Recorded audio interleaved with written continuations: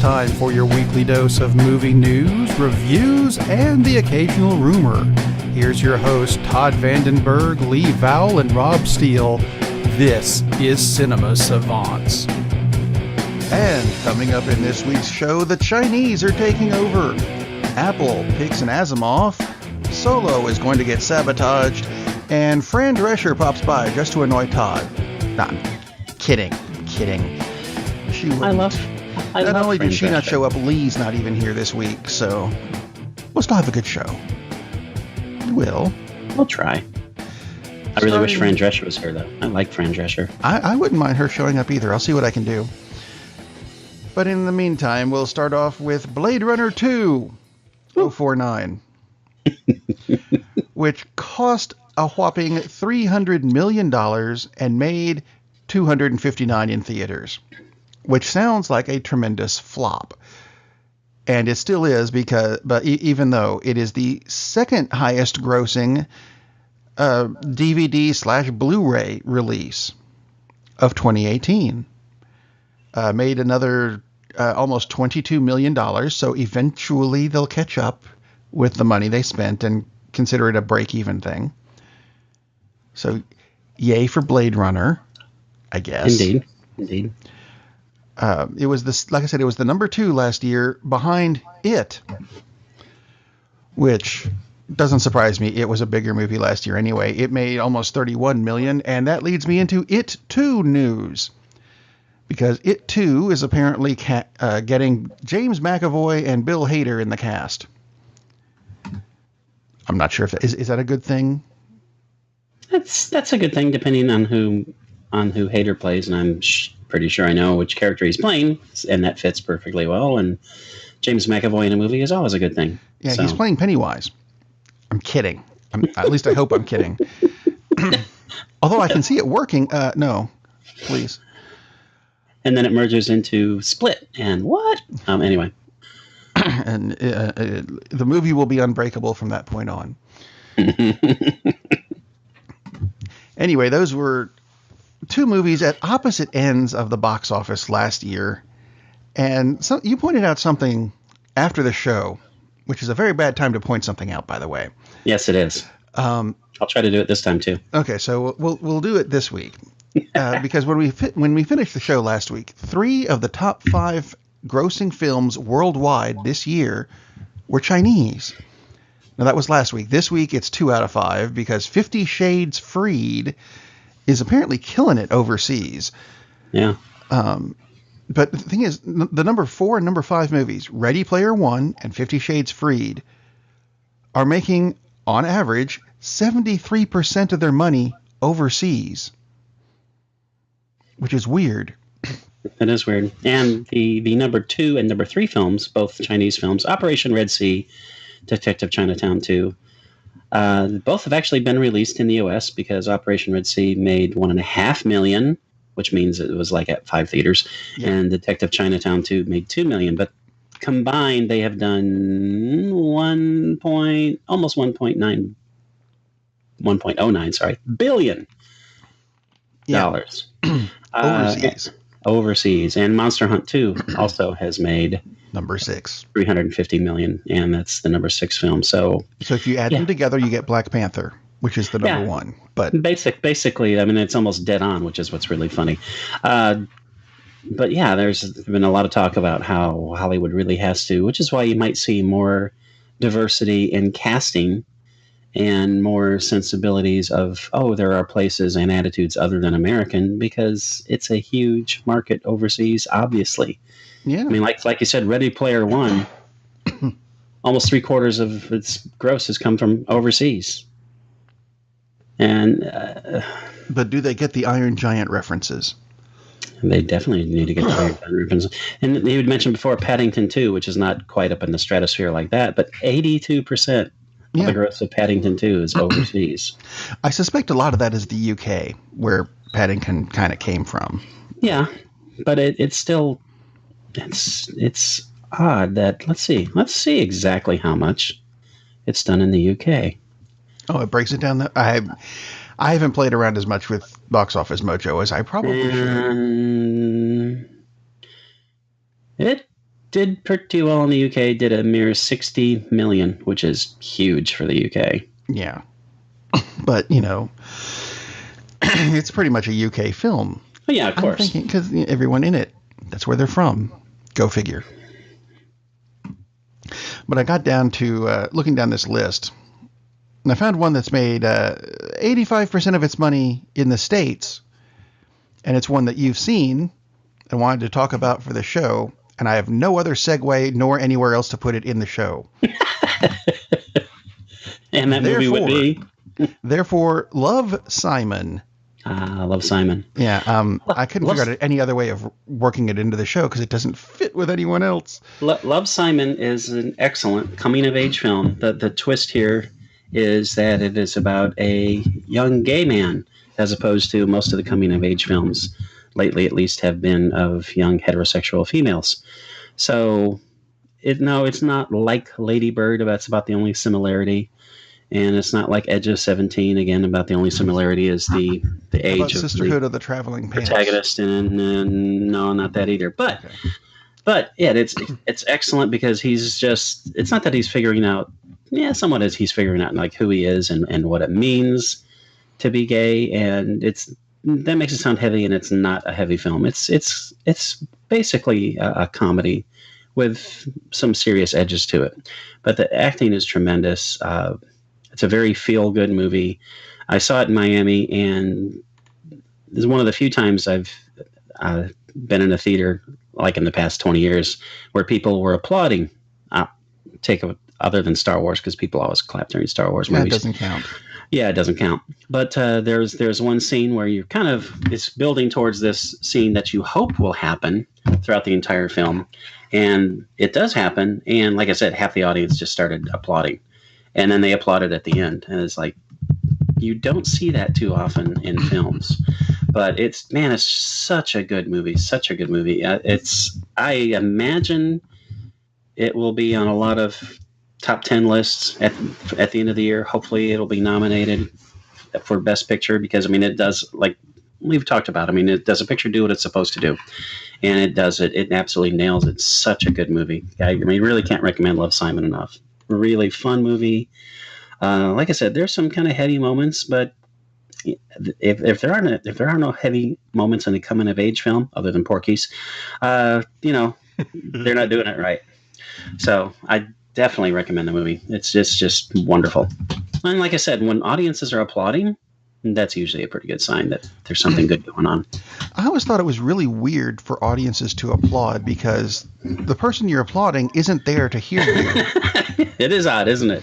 If it's a play or a stand-up comedian or something, I get applauding because the person you're cheering for is right there and can see you. Mm-hmm. If the lights are even partially up, you can go, they're applauding for me. Yay. But for a movie, yeah. I'm wondering, you do realize, people, they're not really on the other side of that screen. And it does make it that much more impactful when people do applaud because exactly you've got that because it's like, okay, why am I applauding? Because if I applaud loud enough, maybe they'll hear me wherever they are. Right. But people applaud, like you said, at live performances all the time. Well, if it's any good, they do.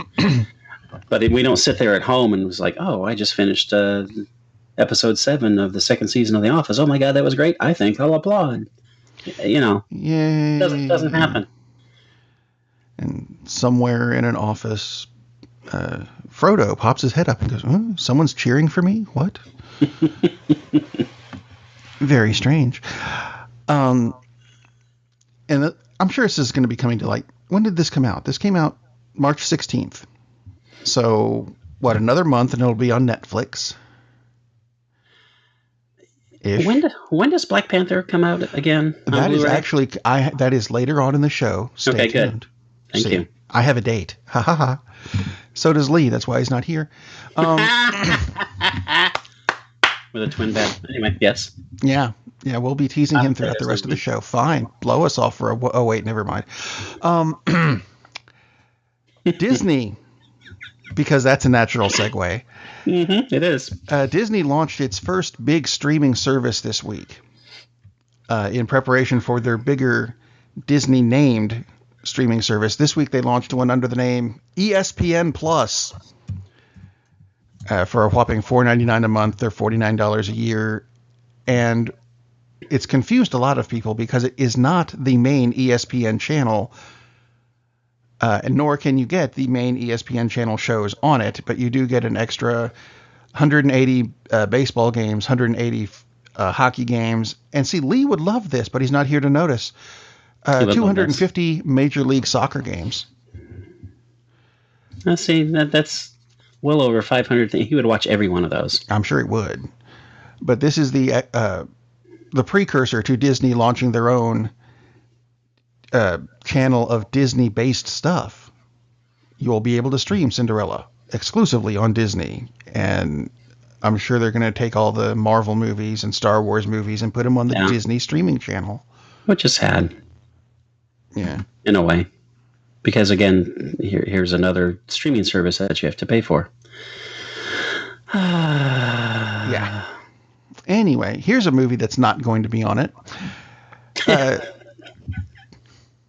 It's a Segway. It'll, two wheels and not entirely functioning gyroscopes. Taika Waititi. Yes. Or however you pronounce that, because I can never do it. It's like banana. There's too many, of the same letters repeating at the end of the word, and you're never really sure when to quit. Anyway, he's doing a live-action Akira movie. Yes. Finally. And he announced this week that it's going to not be based on the previous anime movie, but going to be based on the graphic novels that the anime movie was based on. And that sounds really weird. Let me explain a little bit. The movie, the original one, took a lot of elements from the graphic novels, which were huge. I don't know if you've ever seen the Akira graphic novels, but they're like 300 and 400 pages long of graphic novel, and there's like 6 of them. So, no. You would have to take just elements, obviously, yeah. Yeah, they took just elements and made the anime movie, and this is one of those few times when I don't mind, because the anime movie was, one, brilliant, 2, had enough of the graphic novels in them to make you go, okay, I can see why you would cut this out and this out and this out. And it still freaks. Have you ever seen the Akira movie?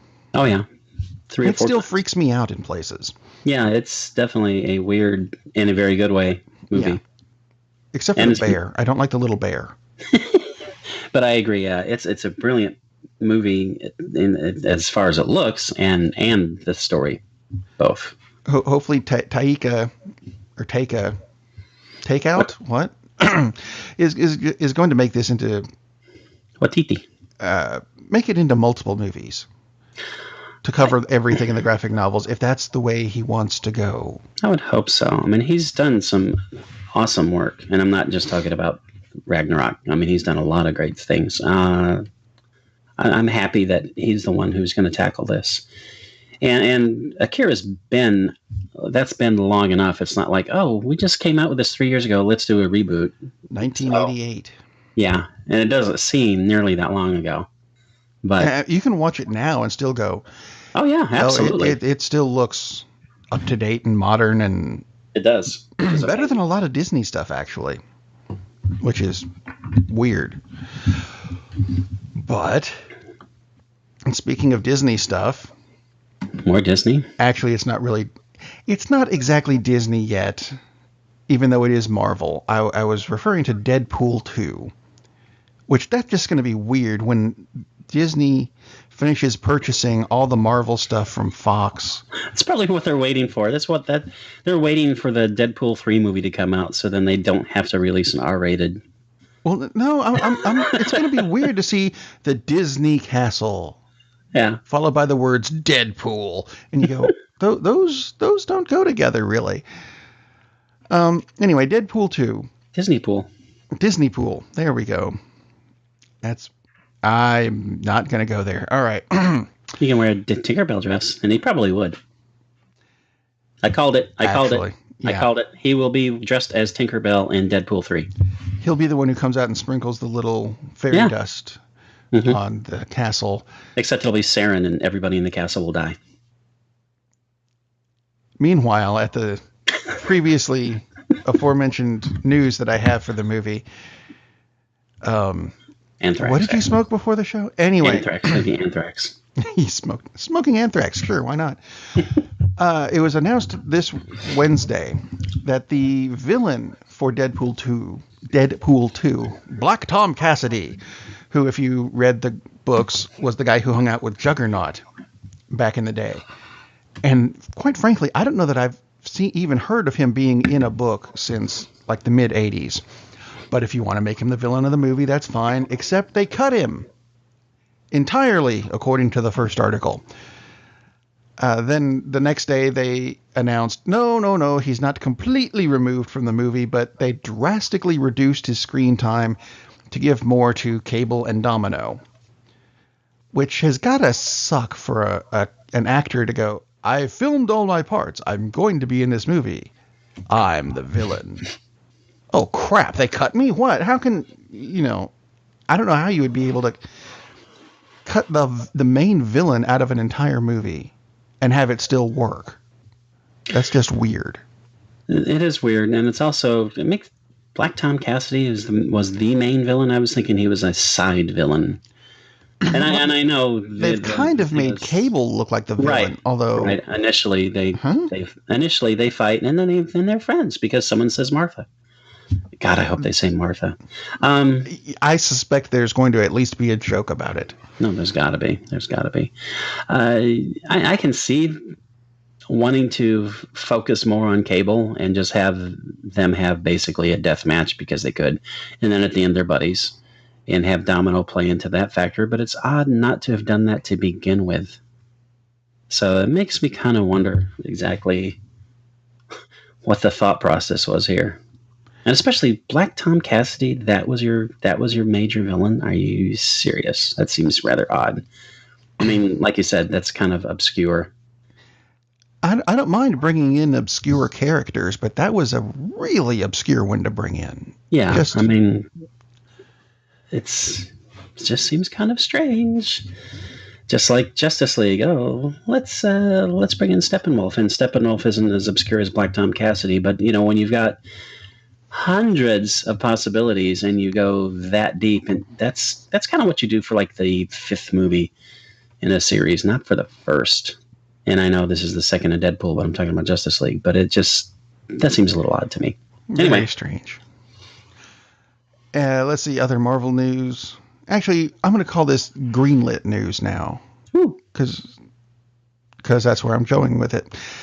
Jessica Jones has been greenlit for season 3. Which is I'd like to say I've seen season 2, but I haven't. I've seen 9 episodes of season 2, and it is quite lovely, and it is getting lovelier as it goes. And for Jessica Jones, that means there's more brutality and death and angst, and she likes it. Cameo by Deadpool. That would totally be funny, but not work. Anyway, no. Let's see, other things that were greenlit. Atomic Blonde 2. Also makes me happy. And I'm trying to figure out which one this would be. Would it be Jumanji 2 or 3 if it's a sequel to the one that just came out? Jumanji, the next one. I think that, it's close enough. Yeah, I'll take it. They should totally call it that. Other things, Apple TV, which isn't even out yet, that I know of, picked up Isaac Asimov's Foundation series, and are going to be turning it into a TV series. And part of me is thinking this is going to be brilliant, and part of me is worried that they're really going to screw it up like they did iRobot. Yeah, I never got into the Foundation series that much. I love all of the robot stories, and yeah, the iRobot was a freaking disaster of a film, which it just... one of the things I did like about it, though, was when they said, you know how you normally have based on the book by, this one said inspired by. I'm like, yeah that because if you put based, you That's just screwed it up. Yeah, because that's closer. Yes. That seems to be a real theme in Hollywood. It's like, let's take a really well-written property and attach Will Smith to it, and then just basically keep the title. Or if we follow the plot, we're going to change huge key elements which completely screw up what we did, like they did with I Am Legend. I mean, you're missing the point, guys. Why did you bother making this film? Oh, yeah, because it's got Will Smith and people will go see it.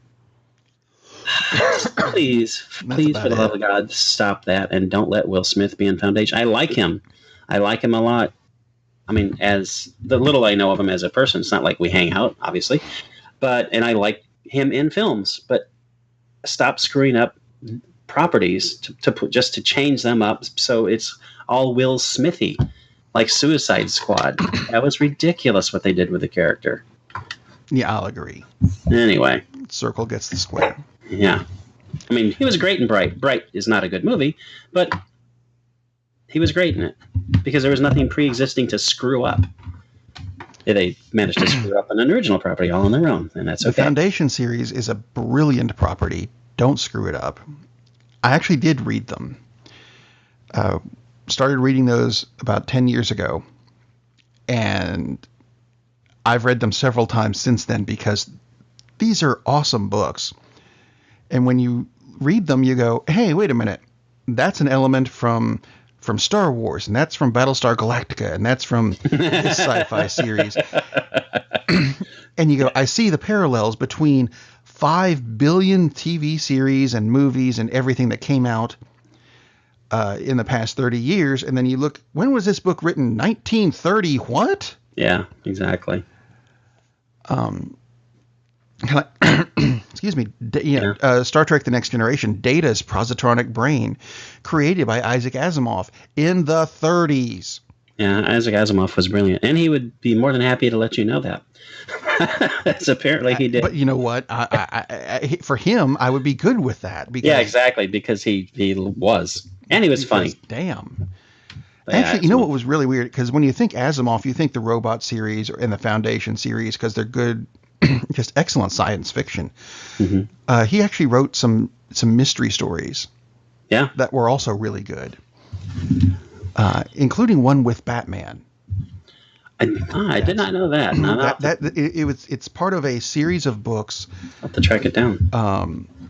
The Black Widowers series, which is a series of short stories, and I cannot remember which of the Black Widowers books it's in, but Bruce Wayne is in one of them, claiming to be the guy who inspired the people to write Batman in the first place.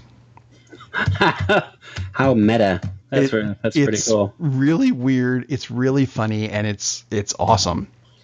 And the other day, I read a odd little story about. Well, they were originally in Ellery Queen's Mystery Magazine. Anyway, that apparently Isaac Asimov made a comment that he was really, really pissed because he couldn't get to where he was going in New York because they were filming some damn movie, and Dan Aykroyd happened to be there when he said it, and he was absolutely crushed because it's like, oh my God, it's Asimov, and he just said something that he's pissed off about the movie I'm working in, so I can't even say anything. And apparently it really kind of crushed Aykroyd for many years, and that's probably not a true story, but it's a fun story nonetheless.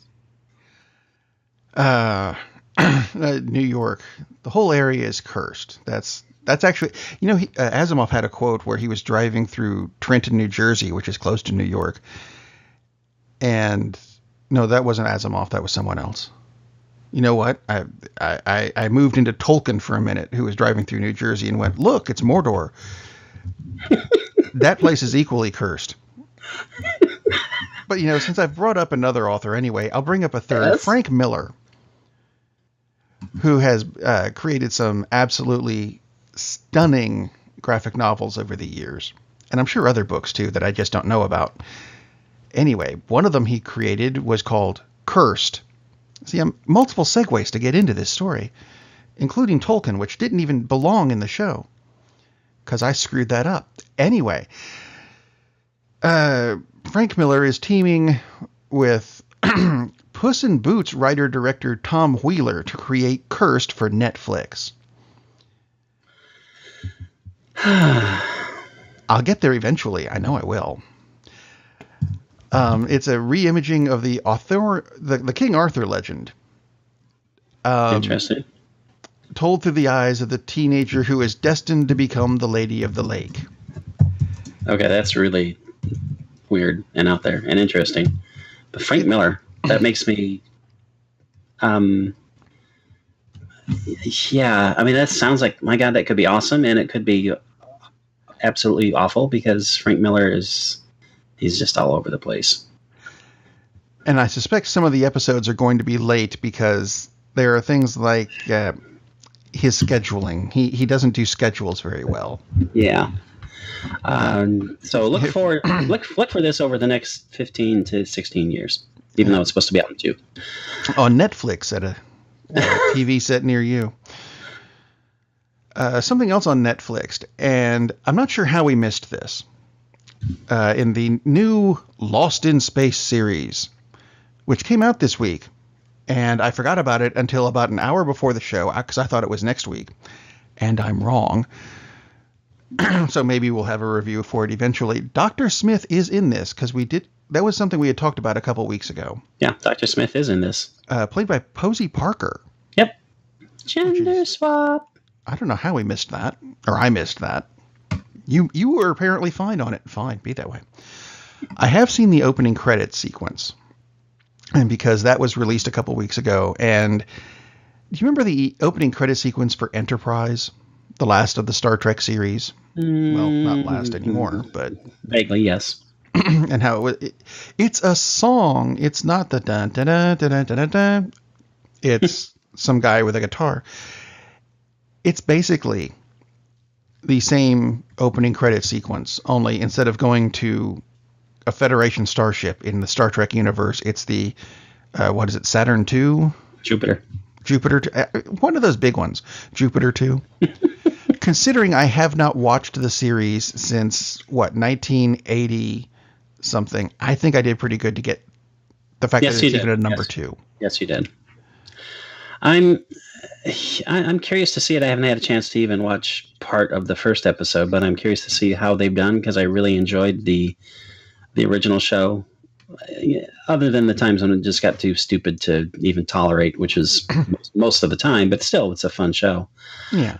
The gender swap that's an interesting switch on Dr. Smith. I'm curious to see if Dr. Smith is at all a comic character, if he's comic relief, she in this case is comic relief, or if they go back to the original purpose of Dr. Smith, who was just the saboteur, and that's pretty much how he's played out in the Lost in Space movie, which was okay.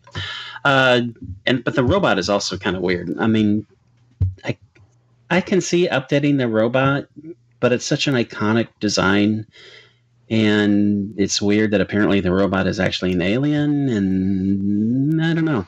Like I said, I'll have to see, but I will be more than happy to talk about it next week when I will have Tune in next week when we'll have a review. Several episodes of it, but it's just, I don't know. It's almost like the robot's the only thing about it that bothers me. And again, it might be wonderful and amazing. It just seems like they made a huge jump there. So. But we shall see. By the way, Tales of the Black Widowers is not cheap, because for some stupid reason there are no reprints yet. The cheapest one you can find on Amazon is $7.37. This is when you start hitting the used bookstores. Yeah, exactly. That's where I got my copies from. That's why you'll have to look around. That's where I found out my copies existed. Looking for Foundation books, and then went, hang on a minute, what's this? How cool. Tales of the Black Widowers. Anyway. Very good series. I'm sure, because he was an excellent writer. So speaking of Dr. Smith and the original saboteur concept, leads right into an alt-right group called Down with Disney's Treatment of Franchises and Its Fanboys. For such a thing exists, and they claim to have 5,000 members on their Facebook page. Wow, that's sure you do. That name just rolls off the tongue, doesn't it? Doesn't it though? And it's an acronym. If you acronym it, it's Yeah, which fitting. rolls even better. Yeah, that fits probably their mental capacity. Anyway, what about these lovely boys? Which I'm sure they are all boys. Oh, they're all beautiful. Actually, this is terrifying because the story I've pulled up online has an ad on the right that says, "Do you remember that feral kid from Mad Max? Here's what he looks like now." And that's the only picture I have to go along with this story. And it's kind of terrifying, and I'd like to get through the story and move on because... So anyway, they said that they're going to be sabotaging the reviews for Solo, a Star Wars story, and the Avengers Infinity War because they just can't be as good as all the reviews say they are. And the mantra of the group is, "We believe that the liberal media was behind the alleged glowing reviews that Disney receives." So it's the liberals' fault. Of course. That these movies are good? So they're fighting fake news by admitting they're going to create fake reviews. Fake news.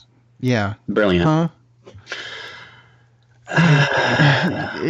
Some people just they don't need access to spoons, let alone internet. I mean, Jesus. But there is some good news at the end of this article. Oh, good. Black Panther is set for its home video release. See, I told you it was coming up. You did tell me. On May 8th. That's when it'll be available for streaming, Blu-ray, and DVD on May 15th. Because putting them out at the same time would make sense. It would. And we've talked about this before, but this movie has made $1.3 billion worldwide, and it came out in the middle of February. Yeah. March, April, not even 3 months. And it's on video. That's crazy. I'm not complaining. It's pretty awesome, but remember? And I know you remember. Years. Years, exactly. It would be years for anything close to a hit movie to come out on home video. Ghostbusters, right? Came out in 1984. Did not come out on home video, I think, until 87. And I mean, there used to be that kind of a wait. Less than 3 months. That's just crazy. Because it would be, it would be in theaters for longer than they are now, though. It would be in theaters, and then about a year later, it would come out on HBO. And then at least 6 months after HBO would come the VHS release where you could rent it. You couldn't buy them. You had to rent them. Because if you bought the movie on VHS, it'd be $80 or $90. Right. Yeah, I was gonna say you could buy it, but it was $80. It was insane. $79.99. And something else that is similarly insane is that we have not had a Black Widow movie yet. Or have we? Because you saw Red Sparrow this week. I did see Red Sparrow. Which looks, for all intents and purposes, to be a Black Widow movie starring Mystique, who, quite frankly, is getting on my nerves at this point. Mystique, or the actress who plays Mystique? The actress who plays Mystique, whose name I'm... Jennifer Lawrence. Not even going to try to remember. J-Law. I like the movie. It has middling reviews and middling... well, that's because down with Disney's treatment of franchises and its fanboys got a hold of it and went, we're not going to like the reviews for this movie. But the reviews are they're kind of all over the map. So I thought it was really good. I thought it was as if someone decided to blend a Hitchcock film with an Eli Roth film. So you've got a lot of suspense and lots of twists and turns with a lot of brutality and splashy blood.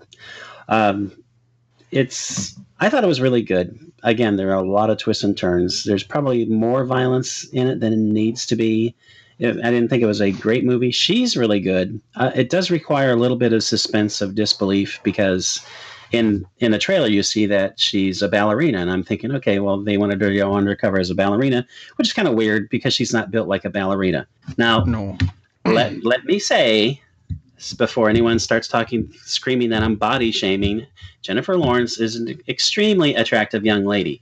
She just isn't built like a ballerina because ballerinas are just under an incredibly insane diet regimen because they want them to look like sticks, apparently. And that's not Jennifer Lawrence. So that's all there is to that.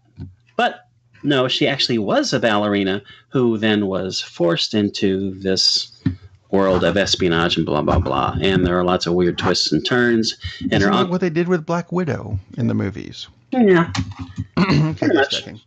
And there are her uncle also turns out to really be one of the villains. And then that's not exactly like a big giveaway because you can figure that out very quickly. He is an upper level agent of the KGB. And what's really funny is the guy looks so much like a young Putin. It's insane. Mainly it's done with just his hairstyle. I think he's actually Belgian and he doesn't really look like Putin in regular life. But in this movie, I swear, it's like, oh my God, how did they get this dude who looks that much like Putin? It's crazy. He's not a very nice person, as it turns out. And she has to do some really terrible things, but she kind of enjoys doing terrible things, which makes it fun. Like I said, lots of twists and turns. It's like Atomic Blonde, but a serious version of Atomic Blonde and not as fun. It's worth seeing, but it's one of the movies that you really need to pay attention because there are so many plot twists and turns. If you get up for a Coke, you made a big mistake. You'll have to watch it again because you won't know what the hell is going on. He was a bad guy when I left. Yeah, basically. But it is. It's a lot of fun, but like I said, it's not a kid movie because there are some just brutal freaking scenes which fit. I mean, people get killed because that's what happens, and they get killed in really splashy ways, and I do mean splashy. But Jennifer Lawrence is excellent in it. Everyone is really good. I'm actually kind of surprised that it didn't do that well with critics or audiences in general because I thought it was a good movie.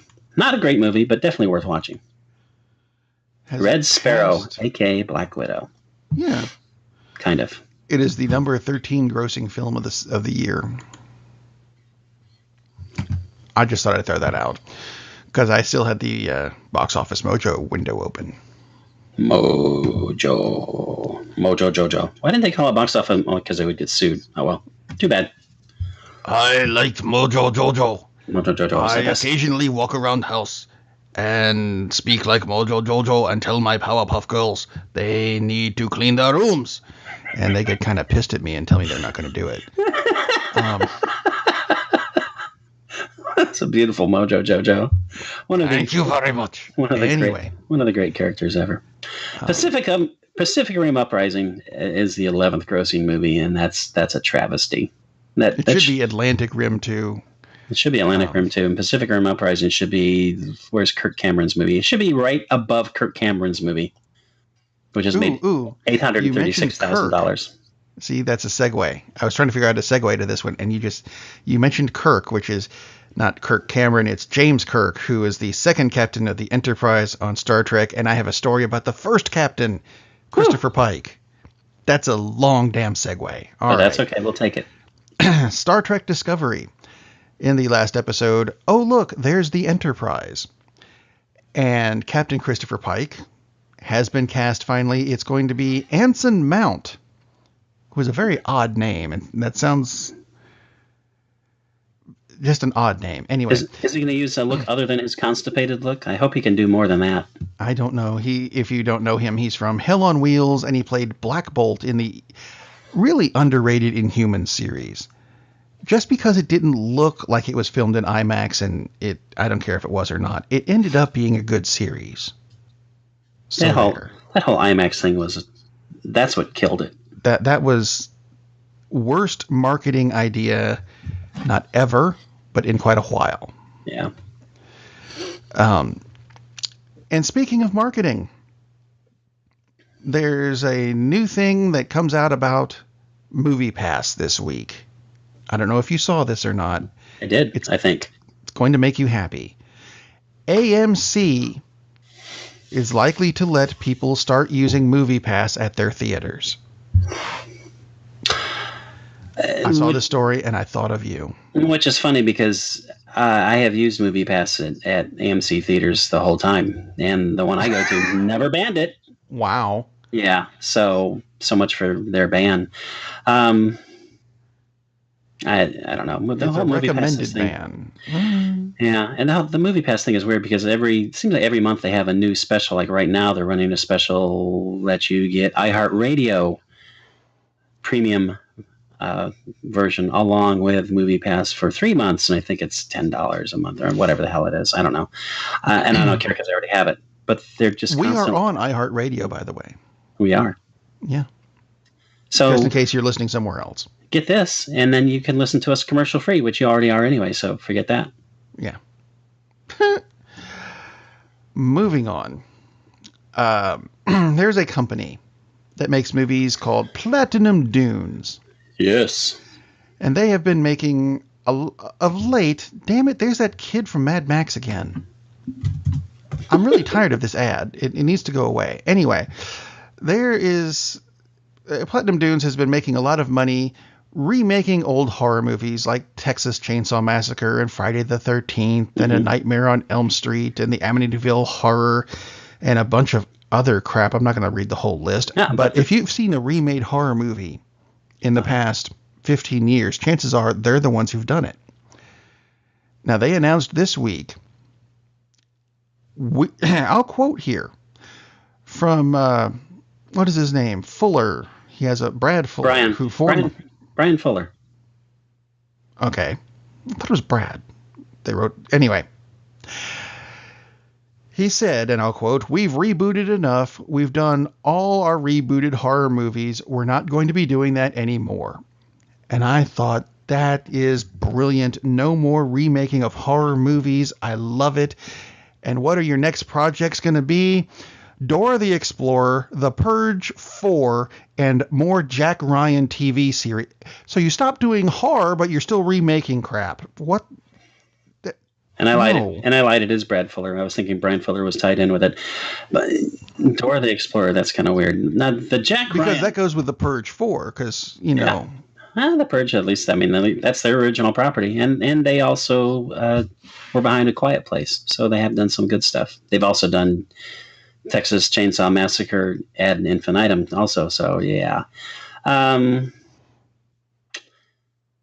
The Jack Ryan series I'm looking forward to because I think that has a chance to be really good. And the last Jack Ryan movie was so forgettable. I can't even remember which Chris starred in it. I think maybe it was Hardwick. Yeah, it was Hardwick. I would have watched it if it had been that.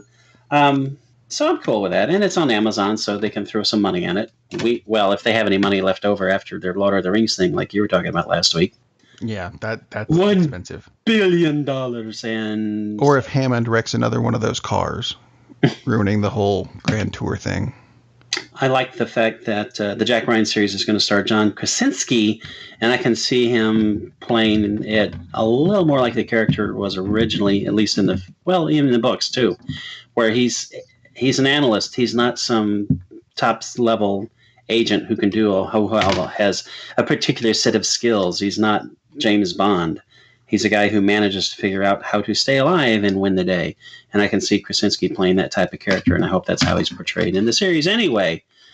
You can see why they keep on doing these reboots and all this stuff. I mean, you look at the budget for the Texas Chainsaw Massacre, which, not the original, but their version, $9.5 million, and it grossed $107 million. They make money. Ouch. Oh my God, The Purge. This is insane. It cost $3 million to make The Purge, and it made $89 million. That's why they keep doing it. Well, there we go then. Which doesn't mean they're worth watching.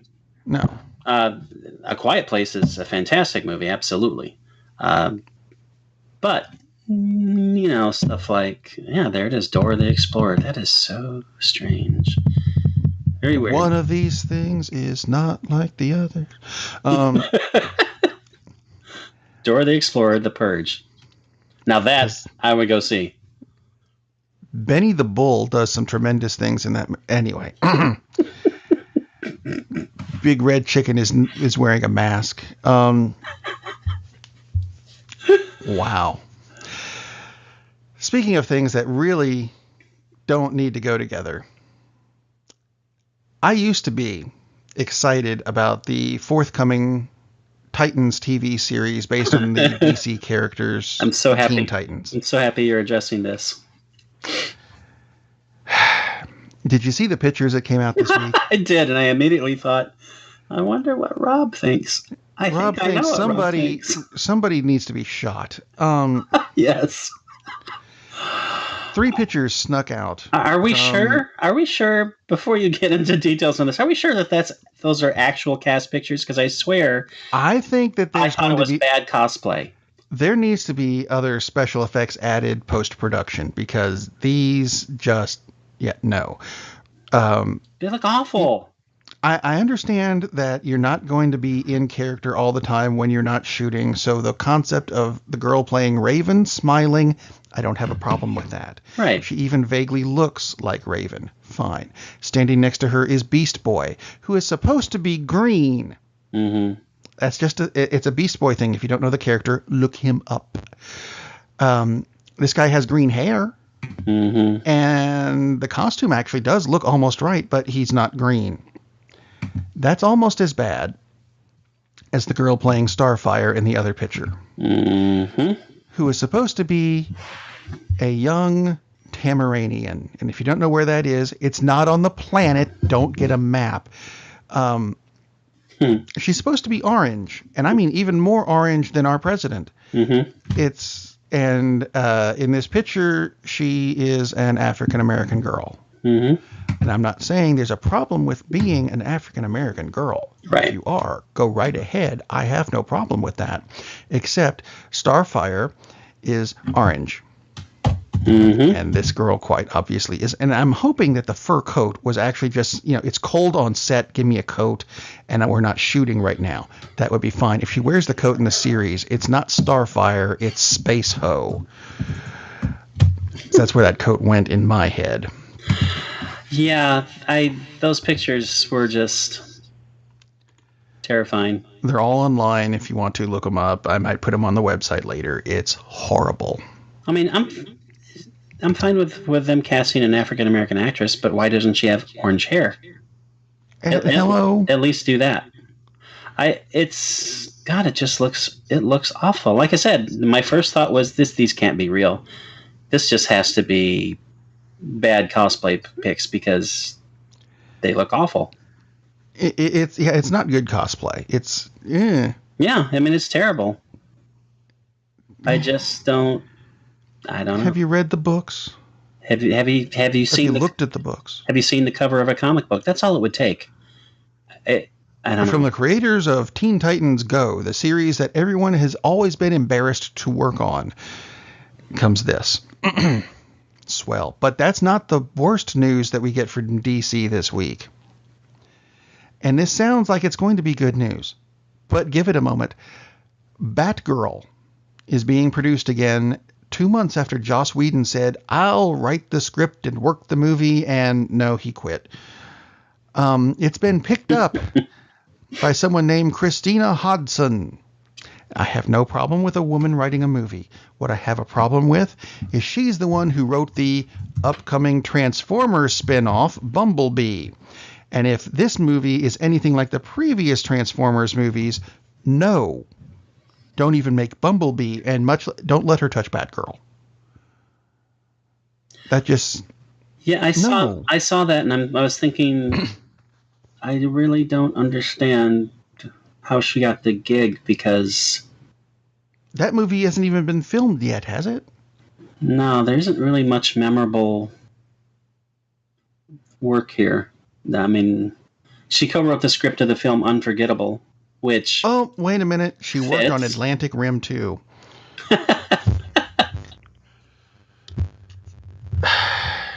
Really? Yeah, it just seemed rather odd. She wrote the script for Shut In. I've never heard of that, but yeah, okay. It's just, I thought, oh, okay, so you just randomly decided, no, this sounds good. Very, very odd.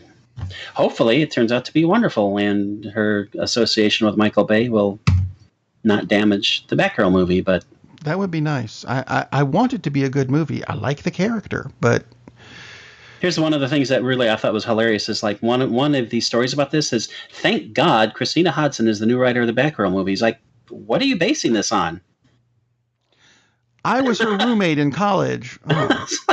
The other thing is, they got a new screenwriter. It's like, really? You have high expectations for this based on what? Very, very odd. Anyway, we have an odd Aquaman movie news. Is it been pushed back again? No, it's still coming out in December, and they just finished the reshoots. Woo! Here's the weird part. They announced this week that Randall Park has just joined the cast.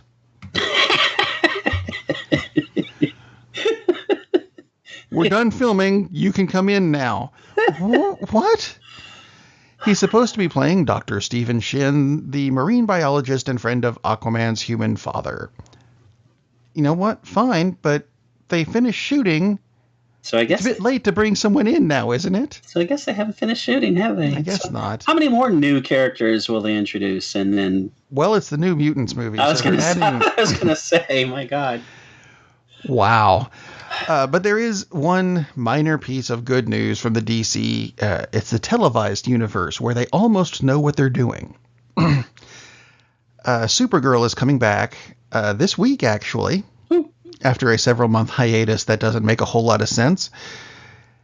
And they're bringing back Laurie Metcalf as a semi-regular character. That's cool. I like Laurie Metcalf. I had no idea who she played, but that's okay. She's playing, if I'm reading this correctly, the estranged mother of the character Win Shot, who is the son of the bad guy, the Toy Man, who was killed off in season 1. Or so we thought. There's a trailer for the show that's coming out, and do you remember Toy Man in the Justice League Unlimited series? I do. And how he was creepy as hell. Mm-hmm. Almost to the point where I wouldn't let my kids watch it because he was that kind of creepy. Very pervy pedo. That's the way they're doing this trailer. It looks like a horror movie with a pedophile bad guy. Oh, that's kind of weird. And kind of cool. Actually, I like it. I think the DC TV shows are getting progressively better. You know, it's not the animated ones; those are just, with the exception of Titans Go, which never needed to be made in the first place. They're all awesome. They really, except for Flash. Flash is not doing that well, right? Flash has gotten stupid. I'm very disappointed. The rest of them, they've been doing horror episodes, and I don't like horror stuff, but I like the way they do these. I'll take it. Legends of Tomorrow. You've been watching that, correct? Yes. And I read a review that said the first season was just kind of okay, but they've really, really gotten better, and they continue to get better and better. Would you say that's correct? With the exception of this season's finale, where it got remarkably silly. Yeah, I heard it got remarkable. I read it got remarkably silly. Well, then I will give Legends of Tomorrow another shot because I like all the characters. It's just the show itself just kind of put me off because I thought it was like. They killed off several characters that I did like. Captain Cold was killed off, but that's because the actor wanted to go do something else. And the Hawk people were killed off, correct? Or they were gone anyway. They're at least gone, and that's a good thing. Yeah, I didn't really care for their characters. They didn't need to be there, even though they were integral to the plot. We could just have them come in and do exposition and leave. They've added... I'll give it a shot then. Constantine is a recurring character and will be a regular in season 4. And that's a big plus to me. It's a big plus. And let's see, who else? They added Kid Flash. That's for lack of a place to put him. That's fun. Yeah, it's gotten considerably better. Cool. I will give it another shot, but I don't think I'll try Supergirl ever again because I still cannot forgive them for making her duck away from a flamethrower. You're Supergirl. That makes no sense. Anyway. Well, would it help if I told you that Martian Manhunter is a regular on the show? Nope, because I know he is. Doesn't make any difference. That's why that's why the villain had a flamethrower and Supergirl's like, oh, I'm going to burn. No, you're not. You're Supergirl. But go ahead and duck away from it anyway. Well, it's like the really old Superman shows where they would use They fire the bullets and the guy throws the gun and he ducks. He ducks the gun. But that's in the 50s. It can be excused for being stupid. And actually not. It's not like the flames are there anyway. You don't have to duck. Yeah, it's just, oh my God, that was just a terrible, terrible mistake they made. Anyway. Cost them one viewer, which I'm sure they're really crushed about that. Anyway. Oh, you're the reason the ratings dropped. Got it. Yeah. Hashtag wanted to throw this terrible. in. She runs away from fire. Hashtag I'm not watching. I have one follower. I'm awesome. Wanted to throw this in. It's technically not movie news, but it could be the future of movies. Ooh.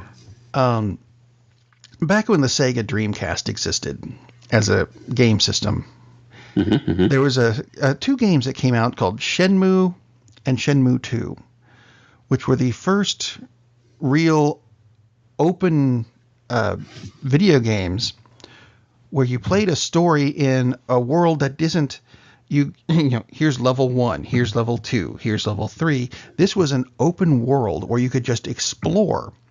Ooh. And you're trying to solve a murder. Ooh.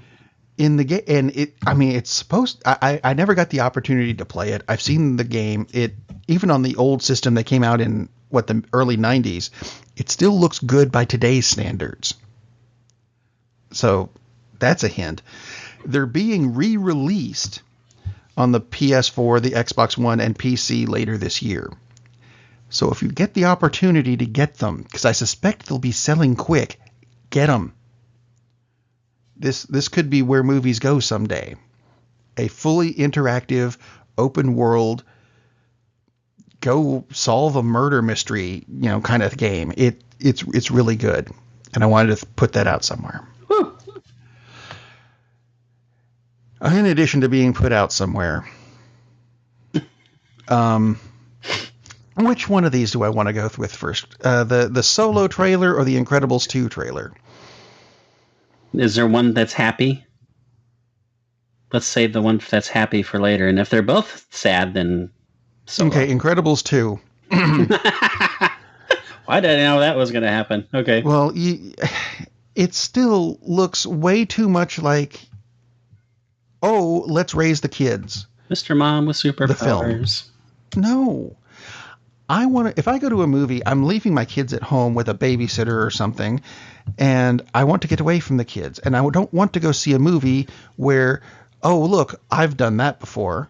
I've done that, but I don't want to see a movie about raising kids because I've done that. I want to get away from it for a while, and I don't care if this is a Disney movie or not. Don't do it. It's the Fantastic Four. You should do Fantastic Four stuff. Especially now that you own the Fantastic Four again. Right? Right. I don't like the way it's going. I hope that for whatever stupid reason, they've decided to focus on that aspect in the trailers, and then it's actually like maybe 10 or 15 minutes of the movie. They'll cut back to this every once in a while. It's like, oh, and meanwhile, Bob is changing diapers that are now radioactive or whatever the hell the problem is in this sequence. It just, that would be such a mistake. And I just have a hard time thinking that Brad Bird would manage to make something that tragic, because he's done some awesome work. He has, and we liked it. And then there's this. I don't want to be disappointed by it. I'm just expecting it at this point. Yeah. The new Solo trailer. Let's do something a little bit better, because it had a great quote if you're listening to it in the middle. I don't know that we learn anything new about the plot. There's some new shots of stuff because it's a new trailer, and a quote that I liked there's a shot of Han and a character who has yet to be named flying the Falcon. When a Chewie in the background says, does his grumbly growly thing. Han turns around and says, "Since when do you know how to fly?" Grumble, grumble, growl, growl. 190 years old? Wow, dude, you look great. And I thought, that's a good line. I like that. And it started me thinking, which is a dangerous thing. It is dangerous. Does this mean, because when the older you get, you actually do shrink. And weirdly, your ears and your hands and everything get bigger. And if Chewie is 190, and you lose your hair too, see. Chewie's 190 and still big and fuzzy, but if he gets to be 900 years old, Could his ears have gotten big enough and lose all the hair? Holy crap, is Yoda a Wookiee? That's rather funny. It could happen. It could happen. I don't want it to, really, but that hit me, and I went, oh, I hope not. Well, it's better than if he was whatever race Jar Jar Binks was from. Misa think not. Yeah. Misa hope Misa no. hope not. Yusa gone bad. Mm-hmm. Whatever the hell that means. Misa cry now. You know what? I'm going to... Let's finish up the show with the segment that I missed last week. Yeah. Because, frankly, I forgot. It's the greatest TV program of all time. Of the week. And I'm going to do one, and I was trying to debating between which of two series I was going to do. And I thought I would do the one that just ended its 19th season. Kinda. And that would be the Dragon Ball series. Which is a shame, because it's a foreign TV show which Lee should love, but he's not here. So... fine, be that way. Just because your girlfriend came over. Does it have twin beds? Is that why it could? Twin. They're actually. You know what? I think there are. I digress. The Dragon Ball series, if you're not familiar with it, is actually comprised of almost 4 series, but it's really 3. Let me go into the politics of this because it gets kind of weird. The original series, Dragon Ball, and its follow-up series, Dragon Ball Z, which is really the same series, were created by Akira Toriyama back in the 80s. And when he finished Z, he said, I want to be done with this, but the Bandai Toy Company said, no, we need more. So they created the series Dragon Ball GT, which has been pretty much unanimously deemed to be utter crap. But, good news, about 7 years ago, Akira Toriyama popped up again and said, you know what, I want to do more Dragon Ball series. And I'm actually going to place this new series called Dragon Ball Super in the middle, well, actually not in the middle, toward one end, actually toward the extreme of one end, during Dragon Ball Z. Because in the series there are 3 years later, 5 years later, gaps in the story. And he said this one takes place during that last gap. Fine. So what he has done with this series, since he's the creator, and he took the characters in a way that is completely different than where GT went, we can now assume that GT doesn't exist anymore. Yay. Meanwhile, the series itself starts off with our main character, Goku. I told you it's a foreign series. Get used to the names. In the first Dragon Ball episode, Goku is 11. He meets a character named Bulma, who is 16. There are jokes involved. You'll have to watch the series for them. Bulma is on a quest to find the Dragon Balls, which give, if you get all 7 of them, you can summon the Eternal Dragon. The Eternal Dragon will grant you a wish. And I thought that was brilliant, setting that up in episode 1, because in a lot of series that end up being long, like this does, I'll tell you how long in a minute, there end up being characters that die, but then they come back miraculously with no Bob, I thought you were dead. Yes, my car ran off a cliff and I've been in a coma for the past 3 years and some convoluted storyline and, oh, Martha, look, I'm back. No, that's crap. And I hate it when that happens. But if you can get a wish granted, like they set up in the original show, there's a way to bring characters back from the dead. In episode 1, setting it up in the beginning, loved that. Anyway, the series follows Goku, and most of the time Bulma is there too, as they gather the Dragon Balls repeatedly because they keep getting stolen by people. Go figure. And by the end of the Dragon Ball series, which is a couple hundred episodes, Goku is 18 years old. The last episode, he gets married and goes off. And then 5 years later, we have Dragon Ball Z, where he's 23, has a 5-year-old kid. The Z series gets a lot weirder. And by the end of that, Goku's in his mid-40s and a grandfather. This is a series that encompasses, if you include Super, which is in the middle of Z, trust me, this does make sense, 580 plus episodes. all in an order. Now the time to start binging. Holy cow! Actually, I have over the past 2 years. My daughters and I have watched the entire thing. Through Super, which just ended this past month. It ended at the end of March. Ended season 5 of Dragon Ball Super, and season 5 actually started in February of 2017. That's right, a 55 episode season, which creates one of the issues with the series because there's not necessarily a continuous set number of episodes per season. Because, you know, Doctor Who now, 13 episodes and then you're done. Back in the day, it was 23 episodes and then you're done. This one, a 55 episode season. The previous season had 8 episodes. What? That's a little odd. Consistency? Yeah, who needs it? But the storyline had consistency to it. It had continuity to it. It also had some Asian theatrical stuff to it, where characters, to build tension, will stare at each other. A lot. Yes, they do that in Dragon Ball. Leading to the joke, how many Dragon Ball characters does it take to screw in a light bulb? The answer is 1, but it's going to take him 6 episodes to do it. You know, you get used to things like that. Actually, I didn't. A lot of this has to do with martial arts fighting and superpowered martial arts fighting. And if you like that, you're going to love this series. It's going to be brilliant. And if nothing else, you'll love it for the last fight scene of Dragon Ball Super, which started in episode 21 and finished halfway through episode 55. That's right. One fight scene, 34 episodes. Holy cow. Wow. 80 characters in one massive fight scene. And you know what?